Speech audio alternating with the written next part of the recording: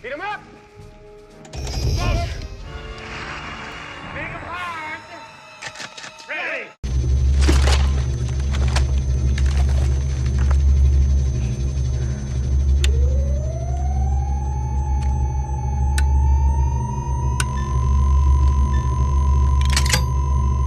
Safety's off. The Proton pack is not a toy.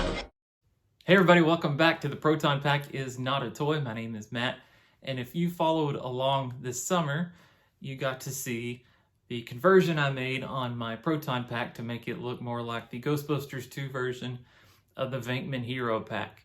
The only thing that I had left that I really wanted to do that was missing was add the pop mechanism into the gun. And so over the last week, I was able to complete that task.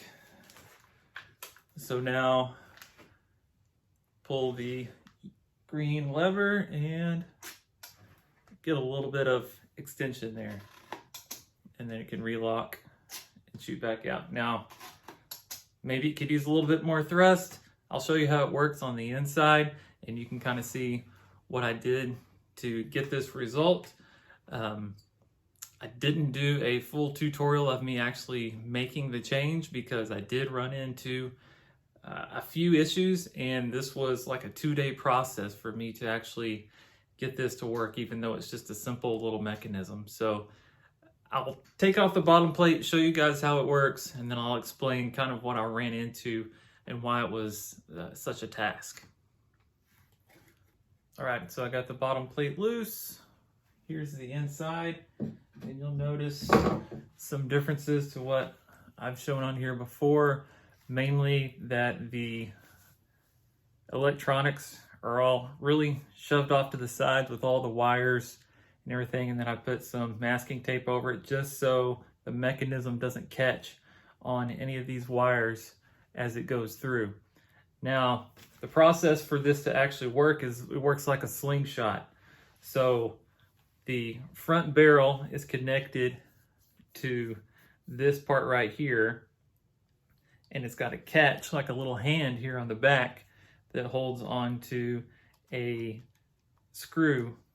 It's just a 440 Allen head or socket head cap screw, and when you pull the green lever back, it lifts off, and this is connected to rubber bands, and so it lets go. So like I said, it's like a slingshot. When you let go of a slingshot, then the object takes off.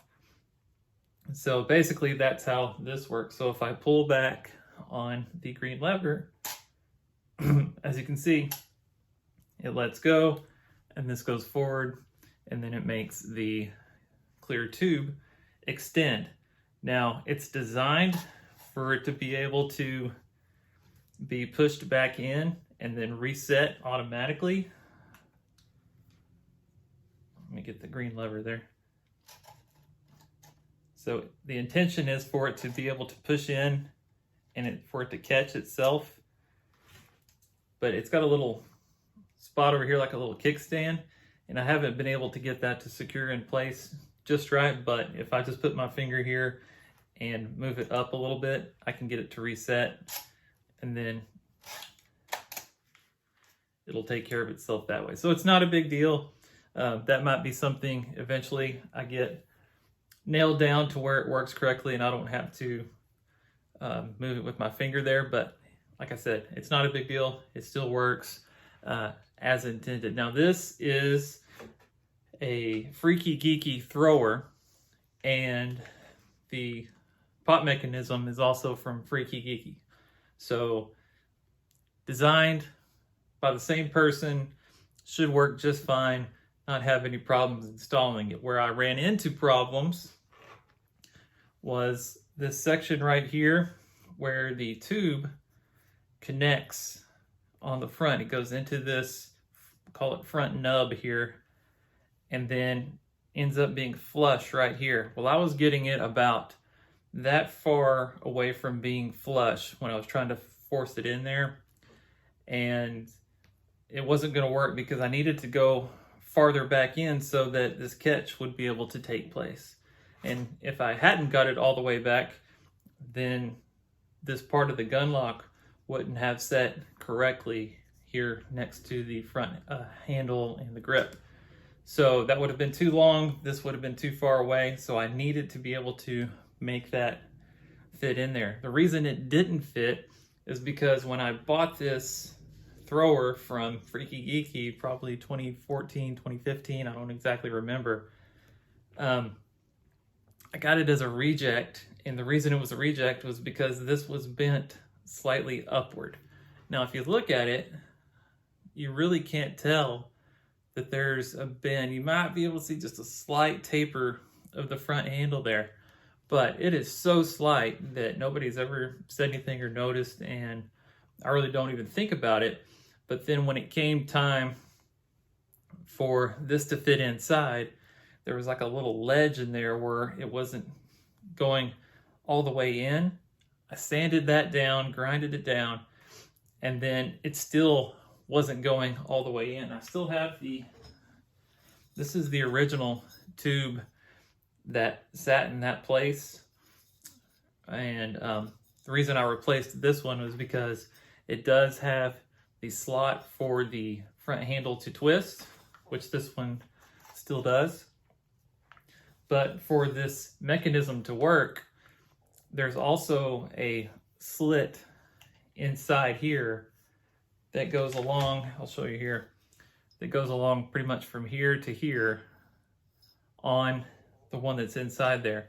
And inside that slit is a socket head cap screw that is screwed into the other end of this part. And then that is connected to the clear tube. So the clear tube is on the end of the part that fits into this, and that's all connected by the socket head cap screw, which sits within the little ridge that is cut out, and that is what slides. And so when you release the green lever, that socket head cap screw will just slide until the point where it runs into the other end of the slit. So it doesn't slide off anywhere else, and it makes sense. It works well, and keeps everything in line. But again, the problem I was having was getting this whole section all the way up against the front of the gun body here. So it took a lot of time, it took a lot of effort. What I really ended up doing was just sanding and sanding and sanding until the point where it still wasn't fitting and wasn't getting any luck. And so I took that one out because it already had the inner tube and the clear tube attached to it, so I couldn't hit it with a hammer or anything. So I took it out, put this old one back in there, popped it down in there with a hammer until it got where I needed it to go, and then struggled to get this part back out because it was in there snug. Used some WD-40, finally got this one out, and then when I did, this one went exactly where I needed it to go. So it was a lot of work, a lot of effort, and the reason basically that this is not a video of me showing you how to do it or what I did in the process, because it did take so long and so much effort in the process. As you can see, it wasn't just adding that part that took a lot of doing. It was basically unhooking all of the things on my electronics board, taking the electronics board out, rewiring everything around so again nothing would be interfering with the mechanism going back and forth. This does have rubber bands, one that connects the catch down here so it automatically goes back to where it needed to be, and then there are rubber bands that run from this socket head cap screw here into the other side of the catch here on this 440 screw that stands out. So right now it has the rubber bands that are stretched. I have 2 or 3 rubber bands connected right now. They were included with the set. I also got springs as part of the set. Had a better experience trying to connect the rubber bands. I've also been told that hair ties about the size for a toddler do work well and hold up better than rubber bands. I haven't tried that yet, but that will be something that I do try as soon as these rubber bands break, which I expect will happen. And even so, when I do keep this on my pack, just on display, I do it with the tip extended, and then that way it doesn't wear out the rubber bands as much. And I can already tell that there's not as much thrust as when I first did this last week. So I could add more rubber bands and would give it more thrust when it comes out, or, you know, replace it with the springs or the hair tie thing. We'll see what happens. But the mechanism works. That's what I'm happy about. To get the process actually done, so obviously I had to take off the front handle. I had to take off the tube that ran through it, a clear tube. So this whole front end was removed. And then I had to connect the catch here. It runs along the line that goes from the green handle over here, and that's a bar that goes through to the other side here to this knob. And for me to be able to connect this, I had to take this knob off, and then I had to take off the trigger box and instrument bar here so that I could get the green handle lever pulled out so that I could add the catch on there, slide it back in, reconnect this, put the instrument bar all back on, and so almost completely dismantled the major parts of the thrower to be able to install just these parts and make it work. Again, that's part of the reason why it was such a big undertaking and took so long.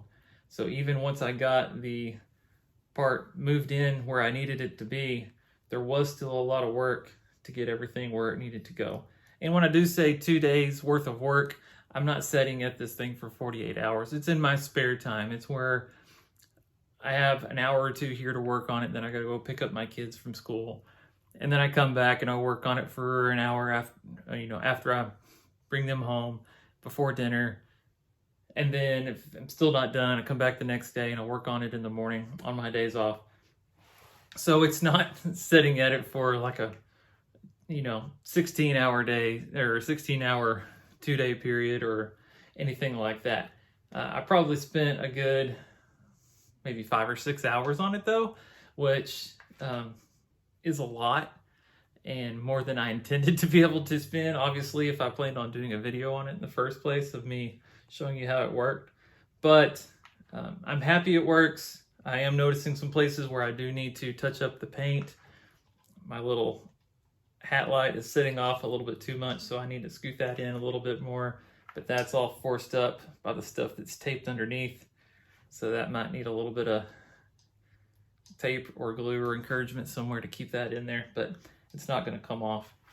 Anyway, it was quite the process, and it was the one thing that I had been dreading the most on this whole rebuild process, just because I've almost bought one of these pop mechanism kits twice before I actually bought it this time. And every time that I almost bought it, I took off the bottom plate, I looked inside, and I saw the electronics and the wires and the board and everything in there. And I was like, I have no idea how I'm going to be able to get all that stuff in there and not be running into problems with this catching on something and breaking a wire, and then my lights won't work.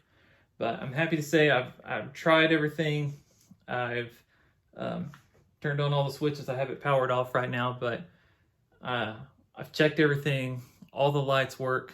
The board inside is functional as it should be. And I was able to even shove some of the wires farther up into the top of the gun box there, where I hadn't planned on having stuff before. And so that really helped out. But that's pretty much it.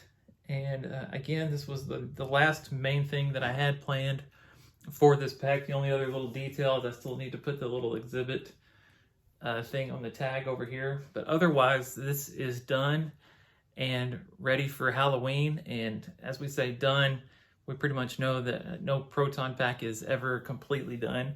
There's always more you can tinker with or find or do, but I've had a long list of things that I could tinker with and do that I've actually accomplished over the last, 4 or 5 months. So I'm really happy with how far along this pack has come since I started the Venkman conversion.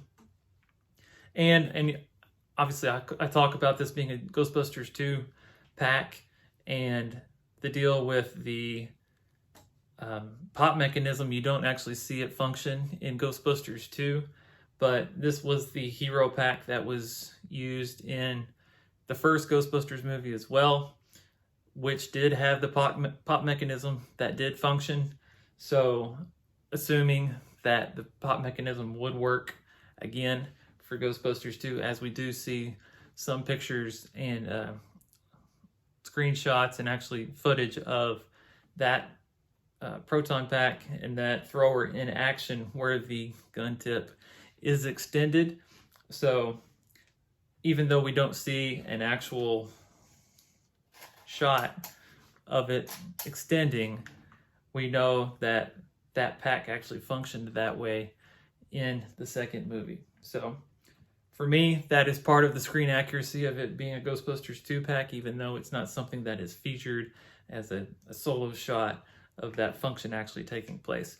Although we do see it in Ghostbusters Afterlife, where Phoebe says, safety's off, and it extends. So it's still a featured function. Now, one of the deals is there was controversy early on in the fan community on what actually causes the clear tube to extend. And controversy might not be the right word, but debate.